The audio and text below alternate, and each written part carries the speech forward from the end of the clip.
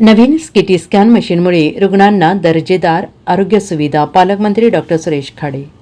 शासकीय वैद्यकीय महाविद्यालय मिरज अंतर्गत पद्मभूषण वसंतदादा पाटील शासकीय रुग्णालय सांगली येथे जिल्हा नियोजन समितीच्या निधीमधून प्राप्त झालेल्या नवीन सिटी स्कॅन मशीनमुळे सर्व दारिद्र्य रेषेखालील रुग्ण तसेच विविध योजनांमधील रुग्णांची मोफत आणि इतर रुग्णांची फक्त 350 रुपयांमध्ये सिटी स्कॅन चाचणी होणार आहे. त्यामुळे रुग्णांना कमी दरात दर्जेदार आरोग्य सुविधा मिळेल असा विश्वास कामगार मंत्री तथा जिल्ह्याचे पालकमंत्री डॉक्टर सुरेश खाडे यांनी आज व्यक्त केला.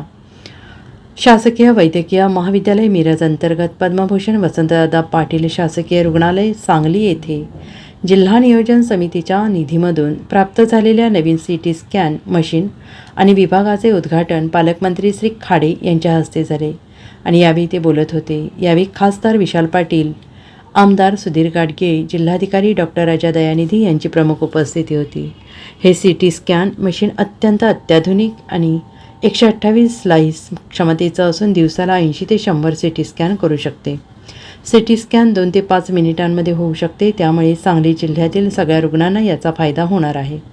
खासदार विशाल पाटील यांनी मनोगता सिटी स्कॅनमुळे या मशीनमुळे रुग्णांना फायदा होणार असल्याचं सांगून चांगल्या आरोग्य सेवेबद्दल प्रशासन आणि वैद्यकीय अधिकाऱ्यांचे कौतुक केले.